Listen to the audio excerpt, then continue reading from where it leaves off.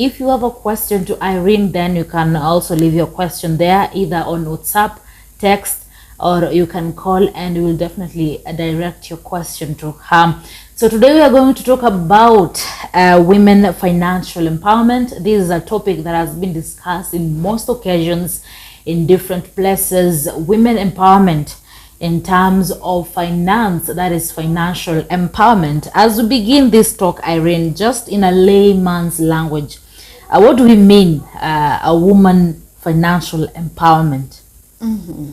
Okay, I would say financial empowerment in terms of women is when a woman is in a position to do whatever she needs to do financially and succeed in that level, and then even go further than what maybe was her expectation when she started. Yeah. So what I'm saying is, you started small and your inability to grow and even grow and surprise yourself, you know, yeah. That is when you are empowered, because now you know how to come from one level to another level and like that and advance, you know. So you can succeed the small level that you started, yeah. And then you start growing from where you have been. Yeah. Yeah.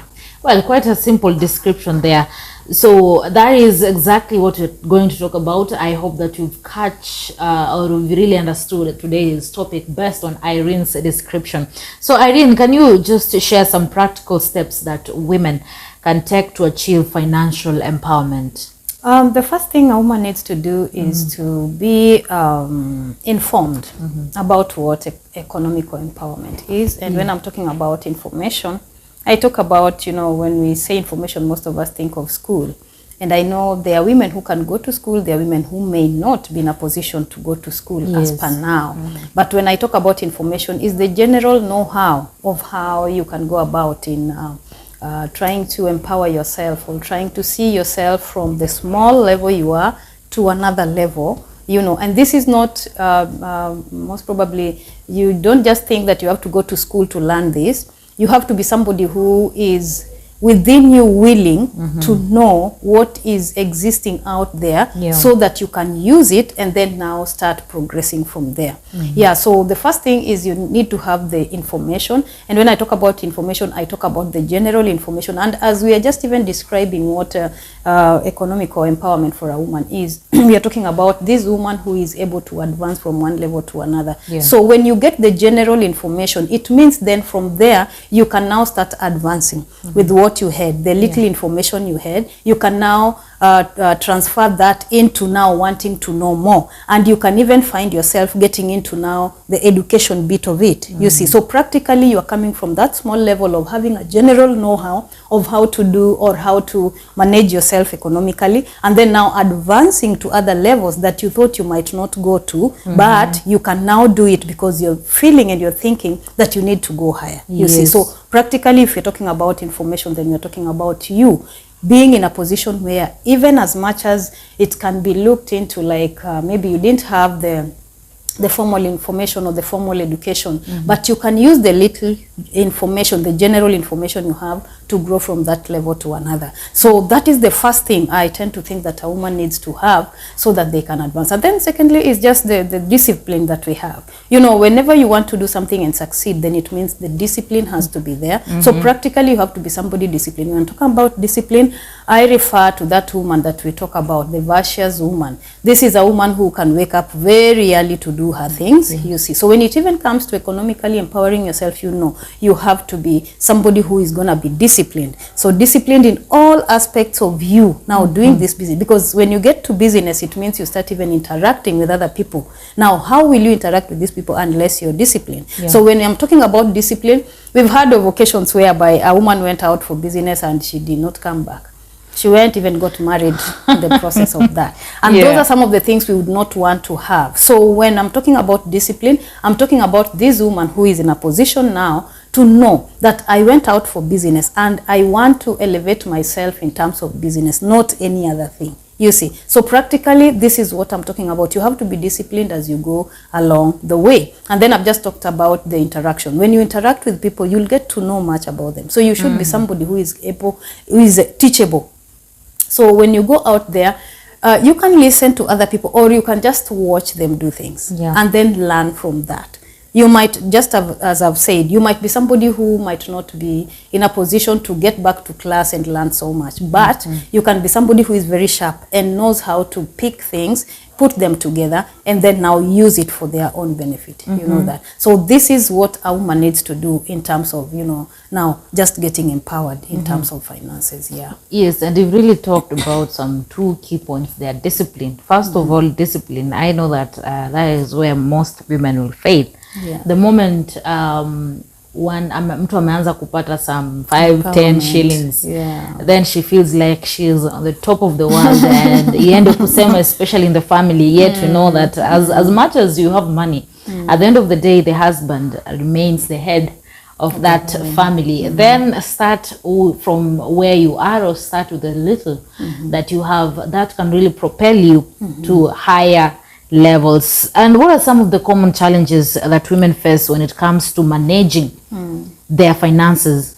I think we've just mentioned one of them, lack of discipline that we have. That's a real thing that we have to talk about in terms of challenges, because sometimes we think it's because of other people, but it's because of us. So this is a challenge, because I know women, we have a lot to handle.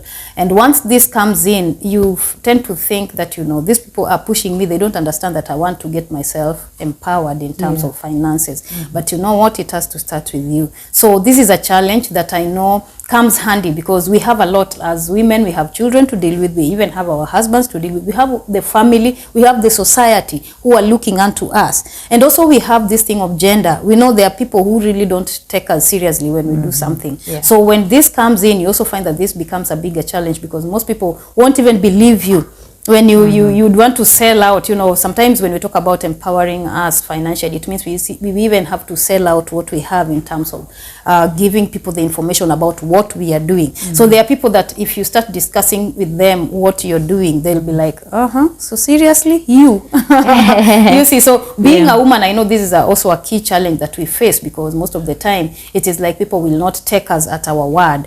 But I know we can grow over that, especially at the back of your mind. If you know this is what is affecting the society, you can deal with it at its level, and then you will go above it. So that is a challenge. So that is, you know, the gender thing. And then the discipline that I've talked about has a lot to put out here, because I know when I talk about discipline, it's about me, and it's also about other people whom I'm relating with, because there are people who would take advantage of you as a woman, knowing that you're a woman. And if also within you're not disciplined enough and they're also not disciplined, it means this is a challenge that will affect the both of us, because we'll find ourselves drifting into other things that we were not supposed to bring into the business. And at the end of the day, we have spoiled what was our goal, and now it will be going down the drain. So when I talk about women and finances, and just like you mentioned, there are things like when I start earning my something, and then I'm like, I have, you know, the empowerment to do what I really want to do, not consulting with any other person, then that becomes a challenge in its own, because, you know, I still have to go back to my position of being the woman in the society, in the family, and in the whole setup. So when we forget about this, and sometimes we get out of our way and think, you know, I'm empowered enough, and so I don't need anybody to tell me anything. It is about me. And then at the end of the day, you'll find that the key goal that you're having will really dwindle, because you didn't take it as it's supposed to be. So you have to work out with your position as a woman, and also with the empowerment that you have, to see to it that you propel the financial empowerment that you've just received. But if you're not going to work in that direction, you'll find that automatically you'll go down. Because as we've said here several times, when you're elevated in a certain level, don't forget your position as a woman in the society, in the family, and wherever you're coming from, because you're a woman at the end of the day. I know when I talk about this, so many people take me like, when you don't want women to, you know, just be out there like women. I know that is what you need to do. But if you want to go far, then remember your position. Because if you get out of your position, it means you'll be affecting also your business, for this matter, directly. Because, you know, at the end of the day, people look at you as that woman. So if you're not going to show this in that your business, then people will not really go for it, because they think you are abusing your position as a woman, you know, and this automatically, people will look at you with that other perception, which is not what it's supposed to be. And at the end of the day, that will affect your financial empowerment. And not just you, we've talked about this also several times. You know, we are examples. Every time we do something, and then it is like we are doing it in a level where when people look at it, they feel we are not doing it right. because we think we've been empowered. And so any other person who is trying to come up so that they can be in the level that you are in, they'll be suppressed because they think you'll also go there and be like that other person. You see, so we don't become a role model, but instead we become people who have spoiled, you know, that thing all the same. So whenever we are doing or whatever we are going to engage ourselves to be financially stable, then we have to think of how can we be a role model? And I know this is a big challenge because most of the time we are overpowered with the fact that we are strong now financially. And now we think we can go ahead and just do whatever we want to do. So this is what we are talking about in terms of being a challenge. Well, we are talking about women financial empowerment, and Irene is here to give you some tips. I know that Irene, she is an empowered woman. She is a counselor, she is a mother, and she is a wife, and she has earned some money, and the family is still stable. That means that she can give you an advice to ensure that even if you as a woman is empowered financially, then it will not affect your marriage. So make sure you grab something as we talk about women empowerment financially, as we are going to give you some tips on how to be empowered and still have a stable marriage and have discipline as a woman. Irene, in your opinion, what are some of the common or the most important financial literacy skills that every woman should possess?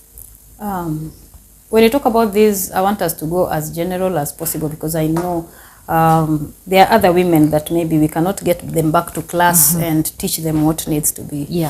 But we still need to empower them. So when we are talking about this, we are talking about a woman who can just go out there and start from something, just like we've defined what this financial empowerment is all about. So we are talking about these very general skills that we might have. And you mentioned a name before the skills, that is the literacy skills. So when we talk about this, I know it goes hand in hand with maybe having some formal education.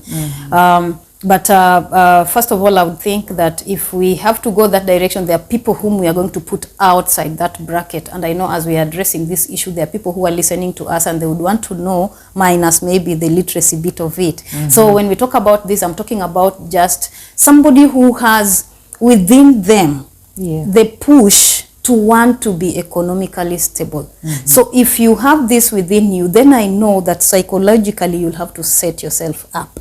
So psychologically, I think this is what you need to do. Set yourself up psychologically that I want to go for economical, stability. So once you do that, I know that's a technique that will propel you, because every other time you'll be reminding yourself that this is what I want to go for. It doesn't matter the fact that maybe I didn't go to class or I cannot go to school or something like that. I know this is what I want to go for.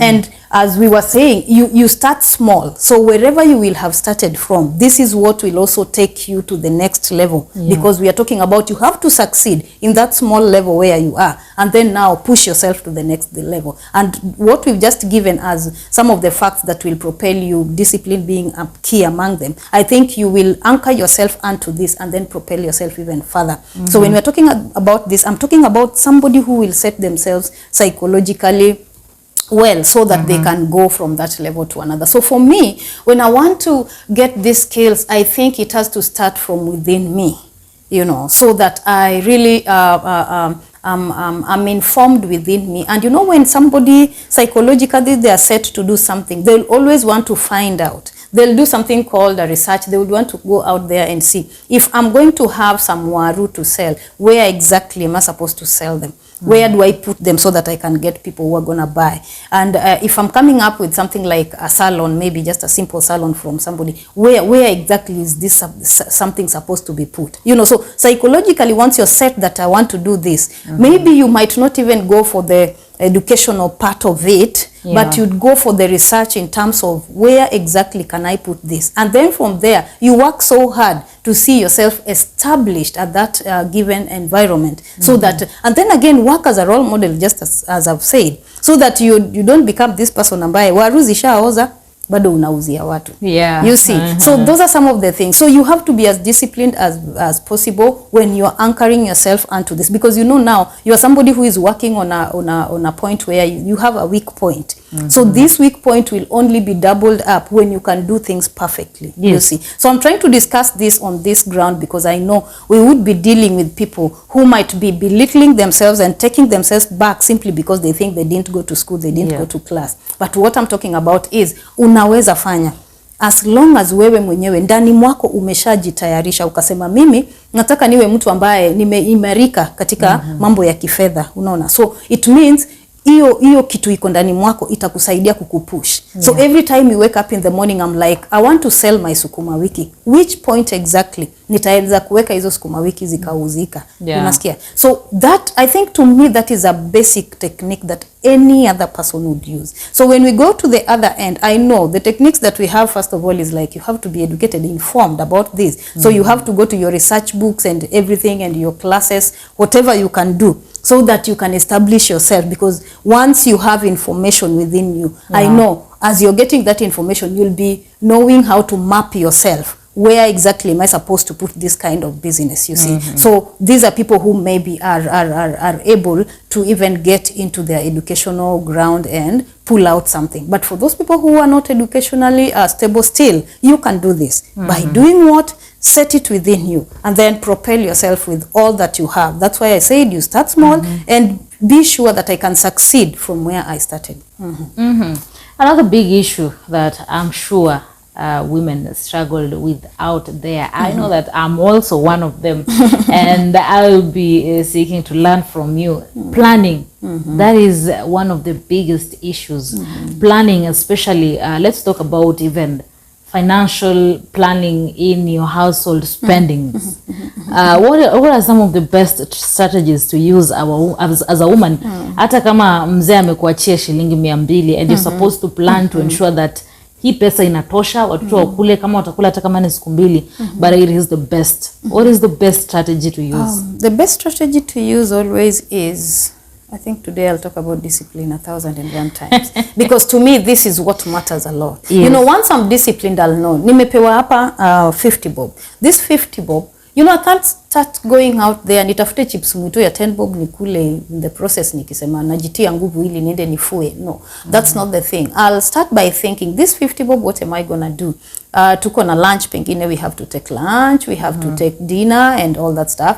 And I'm only given 50 bob. What is gonna happen? So I know maybe pale shambani niko na sukuma wiki. I know this sukuma wiki would push me for lunch. And then mahali tuko na viazi vitamu, I can go chimba that viazi vitamu. So what I need here is maybe makaa ya kuwasha jiko, ama kama ni kuni pia, kama niko kwa that environment ninajua kwamba nitaenda kuokota zile kuni nikuje nitengeneze. And then now I'm getting back to pengine nahitaji mafuta. Kule kwa village tuko na mafuta zile zinapimwa kidogo kidogo. I know there are things that might not be very good, but I want to discuss this because I know the majority of the people ambayo ninaongea nao ni watu ambao they are going through this. And most of the time you find that they are not empowered because they think mostly they are not, you know, they are not stable. There are people whom wamewachwa nyuma kwa sababu hakuna mtu amewaambia the little that you're having can still be used, you know, the right way. So kila wakati wanabaki nyuma wakifeel nobody has ever told us nothing to do because they always deal with those people who are able, you see. But I want to deal with you, yule mtu ambaye yuko katika ile level ya chini sana. You get that 50 bob in a day, and I know the reason why you're getting that is because maybe uko pale kwa village. So when we're talking about planning, I want to tell you that whatever thing that you have, you can plan with it. The moment you within me ninajua kwamba mimi kuna kitu ambayo nitapea kipaumbele, the priority ni nini, kile ambacho inatakikana nifanye kwanza, na nikiifanya inaweza cover hizi vitu zingine. You see, so you become somebody ambaye wewe mwenyewe huwa unakuwa na ile kitu tunaita the information within you. Kuna vitu wewe unajua ambayo hauhitaji mtu kuja kukuambia. So that is what you need to work with. So the simple me with what I have, I can use it to do something. Hapo ndio penye huwa tunaanzia. I'm discussing this because you've talked about, you know, the general setup of a home. That is where we start our planning. So mtu hawezi sema mimi leo naenda kufungua business kubwa na nitairan kama uwezi kuran boma yako. Unaona? So we are talking about this planning. Kwa hivyo mtu yeyote ambaye anataka kuplan, jua kwamba unaweza plan, kama hata unaweza jiplan na ile maji kidogo uko nayo nyumbani. The other day we were talking about cleanliness, and I was telling us that, you know, hata kama ni ile usafi, saa zingine unafikiria mpaka uwe na sabuni sijui kiasi gani ufanye nini. No, we were talking about unaweza enda mtoni ukaleta maji ya kutosha, ukawa na sabuni kidogo na ukafua nguo nyingi, unaona. So what we are saying is planning. Planning starts with ile kitu kidogo. Unajua kuna watu tushawaona maybe even in the village, they have very little, but the little they have, they misuse it. Sasa unashindwa huyu kuna siku utamdhamini na kitu kubwa, because hata ile kidogo ako nayo hawezi itumia vizuri. And I think this is even very biblical for some of our Christian brothers and sisters who are out there. We are told that when you can be trusted with small, then even much will be given unto you. Kwa hivyo wewe pale nyumbani nataka uanze kujifikiria kama vile wewe uko pale, si kulalamika tu kwamba mimi napewa kidogo, how do I work with it? I know it is kidogo, but out of hiyo kidogo unaweza jipanga. Ukishajua kujipanga pale, and this kujipanga thing is about what I have within me, kwa sababu mimi ninajua kuna vitu kidogo niko navyo, then hii kidogo nimepewa, I can use that 50 bob because I have sukuma wiki, or I even have this mboga za kienyeji nyumbani, or I can go to a neighbor anisaidie for the first time, then next time hata ile 50 bob pengine sitaitumia, ataenda anisaidie na pengine niko na mafuta kidogo, mimi sasa nende ninunue mbegu zangu mimi mwenyewe, nipande ile mboga ya kienyeji, nitamuomba pengine for that day, and then those other days pengine niwe mefanikiwa naweza pata kitu ya mimi mwenyewe kwenda kununua, as I wait for this one. It's 1 week, kama mvua inanyesha unapata zile mboga zimetoka. You see, so that is what we are saying in terms of planning yourself. There are things that you have within me. It's only that I don't want to use them kwa sababu ninashinda nimelalamika. So this issue of complaining because you have a little will not help you. Can you plan with ile small enye uko nayo? Na uanze kuanzia hapo. Because when we were defining this empowerment thing, we talked about succeeding with the small or the little that you have, and then now advancing to those levels. So hakuna vile tutasema tunaenda for those financial empowerments in those higher levels kama hatujaanza hapa. So you have to start as small as you are. Accept where you are, and then use what is within you to use the little that is out here to make sure that now you are advancing. Well, some good tips there. I've grabbed some 1, 2, 3 things on how to plan, especially in the spendings in your household. You'll find that you have 1,000 shillings, but you decide, because I have 1,000 shilling, I can order something for 500 shillings. Sitapika leo, yet you have kuna unga, ilikuwa tu kununua mboga na mafuta labda. So that is a good tip there. And that is one of the challenges that women go through while planning, especially in the households. And something I don't want to go without mentioning also is, yes, as we plan with the small that we have, there comes a time when now you have. Umejua kuna watu walibaki kwa ile level. Hiyo kidogo yenye walikuwa na plan nayo. Sasa hata wamebarikiwa, God has given you, unabaki pale. No, when God has now elevated you to a certain level, there are things you can go out of your way. And that is now when we are defining that financial empowerment. Because now you look empowered. Usibaki kwa ile position, because we'll not see if you're empowered. Kwa hivyo yule mtu ambaye ulianza small, kuna figaga ile level ambayo sasa umeadvance, please show like you advanced. Ili kwamba watu wa relate na wanaweza sema it's good to be advanced, unaona. Lakini tukibaki pale kwa sababu ati nilisema we have to work with small, unajifinya na hizi vitu utawacha hapa, watu wengine wata misuse. So once God has blessed you, please, I'm not also saying that you over, because now you know the technique of spending or budgeting, or even there's something that we also have to mention here. Please make sure you also pay your debts and all the bills that you're having. Kuna watu watajifanya tu wako hivyo na hata sasa ako nazo, amebaki na madeni za watu. Those things will not help you to go ahead. You will not advance. So those are things that we have to check out. Well, I think we have to internalize that as we take a short commercial break. You're watching Women Talk, where real women engage. Irene Mumbo Bushebi is in studio to help me talk about today's topic, women financial empowerment. I hope that you're getting something out there as a woman, and even as a man, you learn some techniques on how to save, especially while spending in your house. But if you're blessed, usijifinyie sana, lipa madeni. Kama ni chakula, kula vizuri, usiseme tena uende uombe jirani na uko na pesa, hapana. So we are taking a short commercial break. Keep the conversation going. Our social media platforms, Facebook and YouTube, Maisha Television Kenya, Instagram and Twitter at Maisha TV KE. Talk to us. Our studio number is 0746 999 841.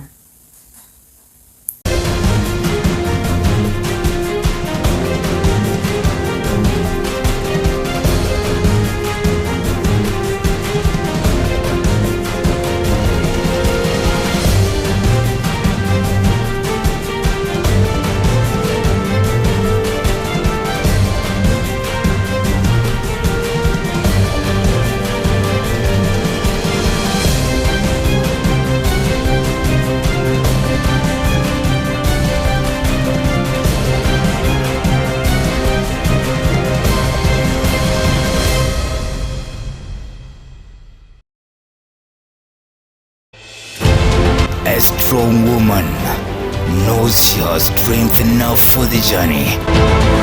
But a woman of strength knows it is in the journey where she will become strong. Join Irene Mumbo Bushebi and Ridah on Prime Women Talk every Wednesday from 8 p.m. exclusive to MTV. It's the Premier League, all on DSTV. All the goals, clashes and moments. All of Rashford, Salah and Saka. All in the language of your choice. All in HD. Available on all these bouquets to choose from on all these devices. Dial *423# or download my DSTV app to get a DSTV HD decoder with 1 month of family for just 2,999 Kenyan shillings. It's the Premier League on DSTV.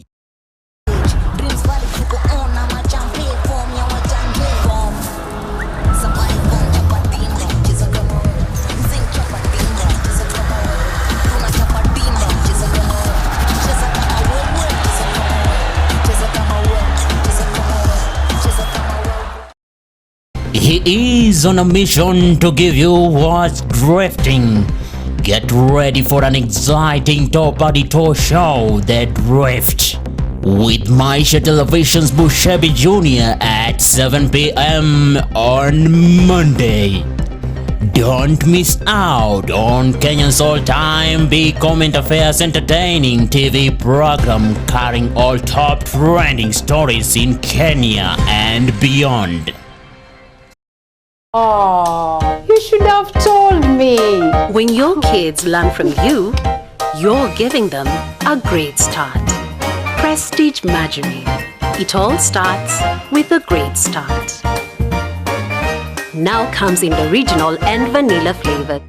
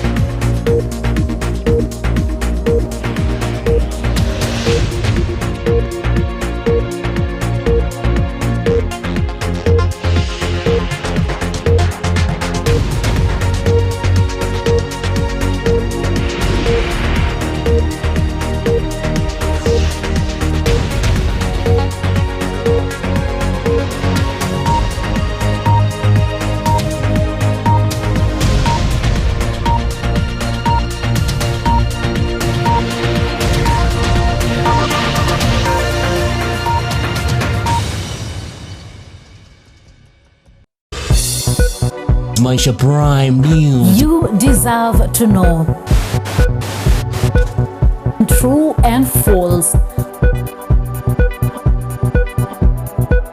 Furthermore, you are the most important person, not only to you, but to us. With the incredible Ridah Chebet for bold, educative information news bulletin. I research, explore, authenticate, and prepare adequately and sufficiently. Get the whole story Monday to Thursday at 8 p.m.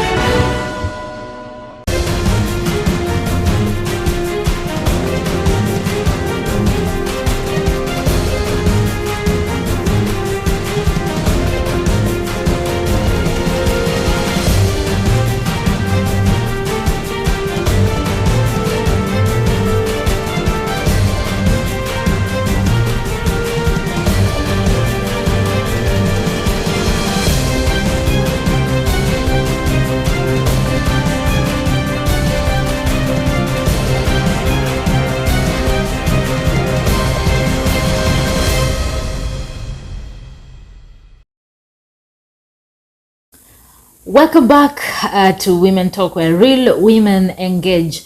I'm Ridah Chebet and Irene Mumbo is still in studio. We are talking about women financial empowerment, and she really talked a lot on matters discipline in our first segment.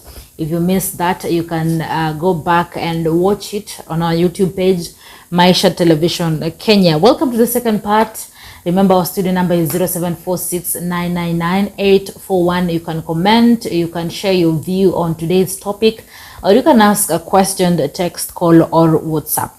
Irene, what are some of the, how can women actually overcome some societal and cultural barriers that may hinder their financial independence? We talked about information. The moment somebody has information, they really know what is right and what is wrong. Yeah. And so if somebody would want to get to your way and try to hinder you from doing what you know, the information tells you is right, then I think you can go out of your way to even just show them that this is right. And so the first thing for a woman to do is to get information about what is right when they are getting empowered and when they have their finances. And when I'm talking about information here, I talk about you interacting with people in different levels. And that's why, before we just went for the break, I said, when you're now advanced, please do everything as in you're advanced. Because now you can start interacting with people, getting to seminars where they teach these things. You can pay for it, and because automatically the reason why maybe you don't go for it is because you cannot pay for it. But a time comes when now you are able to pay. Please pay, go there.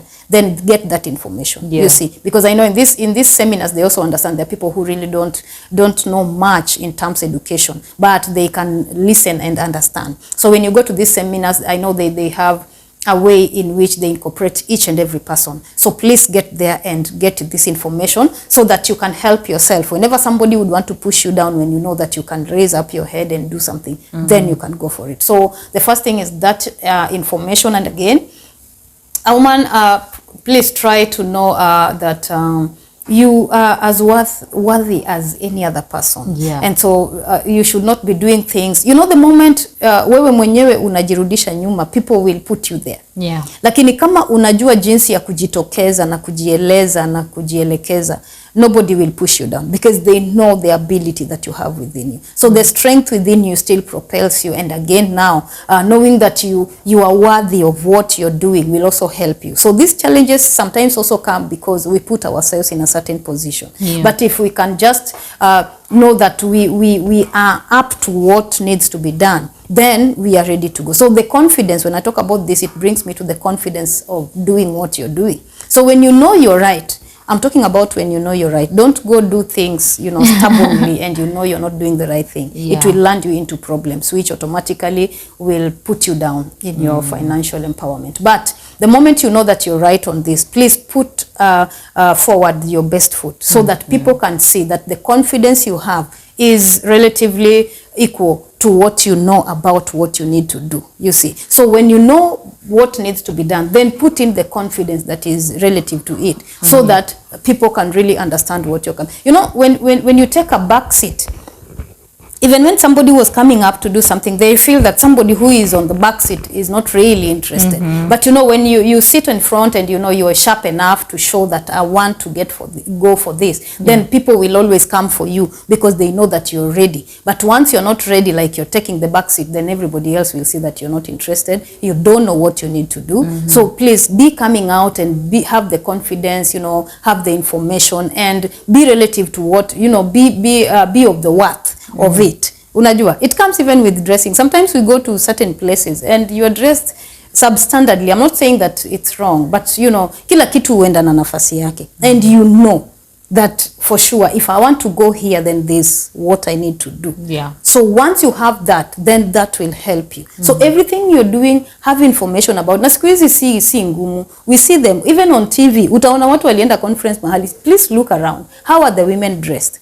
You see, those things will help you to know how to do everything. And if you don't know, you can consult with another person. Na kwa sababu una interact na watu na kwa mtu wa kuinteract na watu, then it's okay. And then when we talked about discipline, it means people watakuheshimu kulingana na vile unajiexpress kwa watu, vile unaongea na watu na vile huwa unainteract na wao. When you ask something, they know that you're serious about what you're doing. There are other people that hata wakikuuliza unafikiria na kuchezea kwa sababu they are not serious. And you know, whatever they are doing is not up to what maybe is in that class. So kila kitu unafanya advance na vile watu wana advance na itakusaidia sana kufika hapo. So those challenges, I know they are there. the cultural ones, you know, the gender even challenges that are there. Yeah. But you can beat them when you know what you really need to do at what position. And then when you know you're right, please come up with that confidence that is really needed. And again, be strong in what you're doing. Usiwe mtu legevu tu. Hata unaenda kuuliza kitu. Unajua sometimes unaenda kuuliza kitu in a way that ule mtu pengine ako busy anasema mimi sijui kwa sababu anaona you're not, you know, strong enough for this position. Lakini kama umeenda pale mtu akikuangalia naona this one lazima nimsaidie because hakuna njia nyingine. Kwa hivyo sisi pia lazima tuwe tunajitokeza. You have to put out, you know, that face of I want to do. And that's why I was talking about the psychological bit of it. Every time it will be pushing you to show you what you need to do. So wisdom, with that, the propelling thing that is within you will always put you forward. As we talk about societal and cultural barriers, especially affecting women from attaining their financial independence, what will you tell men who are maybe their husband who does not want his wife to be financially empowered, or the society out there which is really making women not to be financially independent? I think they are getting late. Kwa sababu the moment mwanamke amekuwa empowered, hata wewe utakuwa empowered. Yeah. So kama unamrudisha chini, unamzuia na unajua ana ability. The reason why sometimes hata wanazuia ni kwa sababu wanajua una ability, kwa hivyo ataona ile competition. So please, those people who might be doing this, just give these people a chance. Unajua. Na vile tunaendelea ku talk to even the women. I know that we are teaching ourselves that tukipewa hiyo nafasi tuitumie vizuri ili isiwe kwamba tutaenda kuomba nafasi tena. Kile kitu tumefanya itafanya tu tupewe nafasi. Yes. Unasikia? So wale watu ambao wana suppress maybe the women not to do this thing, maybe the husband, you don't want your wife to venture into business and all that stuff. Please, you're getting late, because by the time you will be educated enough to let her, pengine hata kuwa na hiyo nini tena ya kufanya, ama atakuwa amefika ile age ambayo anaweza fanya tu kidogo na amemalizia. So please, you're getting late. It should be like yesterday you did this. So give them room to go about this. Kwa sababu tunajua women are people who, when they're empowered, it's not just them, but it is the society. It is the family, and which is the unit of the society. So please, if you let the women go out there and do what they need to do. And vile unaonanga mwanamke anakuwa shupavu nyumbani, hivyo ndio vile atakuwa shupavu pia kwa biashara. And when a woman is given room, tunajua kwamba she brings on board so many. Mwanamke saa zingine hapendi kwenda peke yake, anapenda kwenda na wenzake. Najua, because she shares with other people. So when she's given room, it means she'll also put others on board. And once mtu mmoja anaweza leta hata kama watu tano, najua it will empower that society. And that the family setup also will be empowered. So please, let them do what they need to do. Kama kuna mahali wanakosea, please help them, rectify them, and show them the way also according to you how you can help them. Because once somebody gets help from you, they'll always value you. Unaona? So once they value you like that, already wewe pia umekuwa empowered one way or the other. Kwa sababu atashare about you to other people, how good you are, how you are of help to people. And I think people will identify with you more. Na pengine itakuwa ni in one occasion that you did this. Lakini inaweza kukusell out kule mpaka pia wewe ukapata nafasi. So please let them go, let them have this that they need to do, ili kwamba the whole society can be empowered, because I know women once empowered, every other person is empowered. So for the men, please let them. Ninajua kwamba kuna shortcomings. Na hizi shortcomings ni wewe pia ndio utaiwork it out. Because you'll show them what you want them to do. And women, as we have been taught, we are supposed to be submissive. So the moment you show us what we need to do, then we'll submit to it and go with it. You see, and that empowerment itatusaidia even the men and even those people who are out there in positions. When we're talking about people, maybe men out there, there are people who are in position. Unajua saa zingine mwanamke anaweza apply for something, lakini kwa sababu wanamwangalia tu kama mwanamke, watasema let's give the men to do this. But you know what? Please try a woman next time. You will see how it will take you to another level. So when we are talking to each one of us, especially now the men who are in position, who are heads of these women, please give them the chance so that you can see what they are able to do.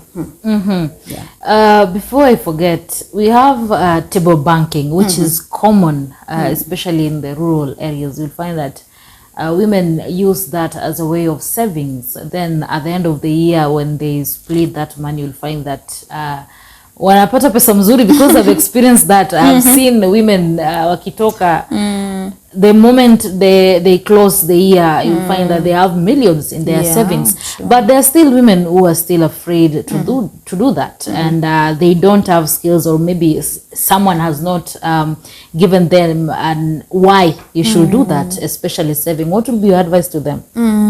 I think they're also getting late, because these things you need to give it a try, and that's why we were saying within you need to be set. So the moment you're set to do something, it helps you to cultivate exactly what is supposed to be done. So wale ambao bado wanaogopa, jambo ni kwamba pengine wao wenyewe pia wako na ile weakness ya kutofanya vizuri. Kwa hivyo anaona akikaa na wale wengine pengine hata kuwa na bidii kama hawa. Unajua ukiona watu huwa wanatoka pale with millions as you're saying, na unajua pengine wewe si mtu wa bidii sana, utajitoa tu, unajichuja ukijua mimi sitaki kuona hiyo aibu. But I would rather get hiyo aibu alafu ikuput in a position of now moving ahead, kwa sababu ukiona ile challenge najua next time utajaribu pia ufike mahali, na hivyo tu utakuwa na learn and you go someplace. So please, those people who are fearing and getting back, can you just get into it? Hata hiyo kidogo yenye utakuwa umepata, still itakusaidia mahali, ama you can reinvest it in that place, ili kwamba next time at least umesonga, and if you reinvest it again for the third time, I think you'll be better placed, you see. So please usishy off. The only reason is that maybe you're not diligent enough. Na umejua watu wengi tunakataa kuambiwa ukweli. The truth is that you're not diligent enough, and that diligence now comes when we are talking about planning. Umejua unasema mimi sasa nitakuwa natoa wapi pesa? Ile pesa wewe unapewa, kuna vile unaweza toa kidogo kidogo pale ukapata cha kufanya. Na kando na ile hata unapewa, hata wewe you have a garden pale nje. Unaweza lima hiyo sukuma, kuna kidogo unakula, kuna ingine inauzwa na ikakusaidia kufanya. So please, we are talking about us being diligent enough to do things and start from that was our description or definition, that please you will start as small as you are, and then be sure to now start advancing to other levels. So please don't wait, usirudi nyuma. Ukiona wale watu wanafanya hiyo table banking, hata wawe ni watu wanatokanga pale na pesa nyingi za kununua magari, wewe hiyo yako ya kununua muogo that day, I think that is what is yours, and hapo penye umeanzia it will do something in you. Na hata watu wakiona tu una associate na watu wakubwa hivi, watajua wewe si mtu mchache. Lakini every time unajirudisha nyuma, unasema siwezi ingia kwa nini kama hiyo, inamaanisha you don't want to advance. You don't want to come from that lower level to start now advancing to another level. And I'm sure there's a woman out there hearing this conversation, and she's like, why should I be financially independent? Even the Bible says that the work of a man is to provide. Kazi yake ni hata zile punishment ambayo Mungu aliwapea after Adam and Eve is that the man will toil to ensure that the ground produces something. Maybe there is a woman out there who is watching and she's like, why should a woman be financially independent? Unajua kama hujakuwa financially independent, what is funny about it is that hata kama wewe unaletewa, you will not know how to use it. And that's a bigger problem. Because now you'll have this man who is working so hard to bring everything on the table, but wewe kwa sababu wewe ndio manager wa pale kwako, you will misuse it. And the moment you misuse it, huyu jamaa yeye ako busy sana, anaenda kutafuta akileta. Anahitaji kupata mtu ambaye amekuwa stable financially, na anajua tukiletewa hii, kando na vile nimeambiwa nitumie hii kufanya hii, nitumie hii kufanya, hata hiyo kitu ninafanya, wacha niifanye in a way that itaweza kuzalisha kitu in the family. So if you're not financially stable, it means you don't know how to plan yourself. Financially empowered. It means you don't know how to plan yourself. And when you don't know how to plan yourself, inamaanisha hata mtu akuletee kitu ya kujipanga nayo, bado utaharibu. Na umejua watu hawatalaumu the man, wanajua yeye huenda kuleta. Shida ni wewe. You see, so that is why we want you to come out of that cocoon and know that I can start planning with kile kidogo niko nayo, na pia katika hiyo hali nitajua kujipangilia na ile ambayo ananipea, kwa sababu nimejua kujipanga hata na huko nje. Na pia ujue wakati you are financially empowered, it means hata wewe kuna kitu unaleta, na hiyo ina ease the running of the family, kwa sababu saizi tunajua there is so much.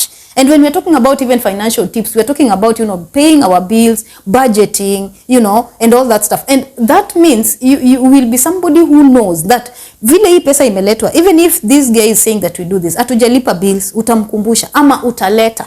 so that usaidie kulipa zile bills. Lakini kama utakuwa pale wewe alete tu we squander and utakuwa mtu mnafukuzwa kwa nyumba every other day na mnafanyanga kazi. Mtakuwa watoto wanafukuzwa shule kila siku na mnafanya kazi. Unajua kwa sababu you don't know how to plan yourself. Hauna kitu kidogo unaweza ongezea kwa ile yake ili you see that everything across the board is taken care of. You see. So please wacha tuwe watu ambao financially once we are empowered, nimesema mwanamke akiwa empowered, you empower your family and the society as a whole. Kwa hivyo mwanamume anaweza leta, ndio kuna empowerment, lakini kwa sababu ni right ya kuleta, saa zingine huwa hata itumiki vizuri ama inatumika kufanya vitu kubwa ambazo saa zingine azizibi the gap that is there.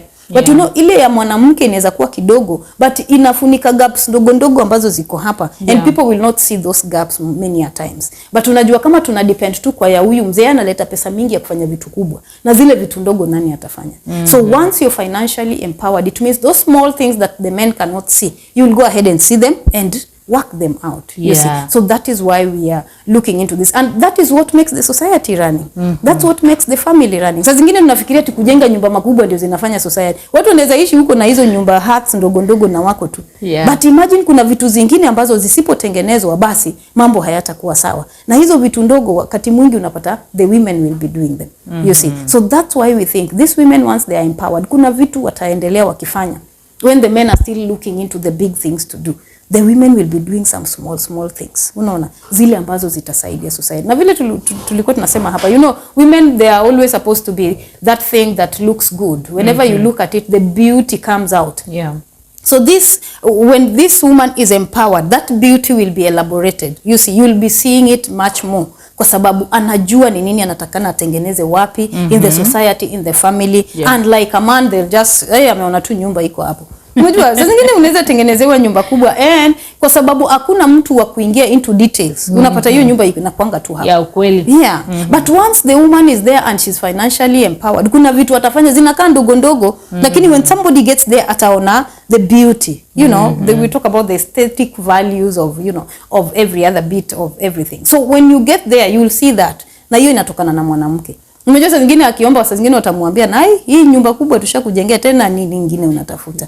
But you know, with them if they have their own money, they can go ahead and do those small things ambazo pengine mwanaume hawezi fanya. I'm just talking about the family level, but I know even in the bigger picture of anything that is done, even in the society, the woman will always complete it. Na hata ukisoma Biblia vile tulikuwa tunarifai kwa the Bible ni kwamba the woman completed the creation. When creation was done and you know everything was looking like everything looks good, but there's something that is not complete. The woman came in and there was completion of everything, and then God said, you know, everything is now good.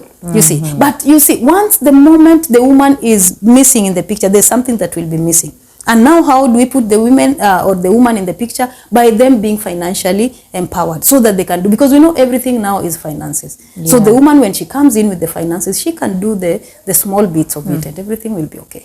I think you've really used a very good example in a family setup. You'll find mwanaume atajenga nyumba hata kama ni kubwa, but how that house will look like inside, it will depend on a woman. The kind of decorations in the sitting room, in the bedroom, in the kitchen, all that depends on a woman. And if you're not financially independent, then sidhani kama you can do much. It will be here there. Yes. Well, thank you so much, Irene, for that advice. I think this is a very good discussion, and women need to be educated actually, or given skills on how to be financially independent. But for today, I think we are going to call that an end of today's Women Talk Show, where real women engage. You can, in case you have any question, we can direct it to Irene. You can leave your text, call, or WhatsApp. Our studio number 0746 999-841, or you can leave your comment on our comment section: Facebook, Maisha Television Kenya, Instagram and Twitter at Maisha TV KE, and YouTube Maisha Television Kenya. But for now, we have come to the end of today's program. My name is Ridah Chebet Irene, and I was not alone in studio. I was with Irene Mumbo Bushebi. Yes. Bye bye for now. Bye.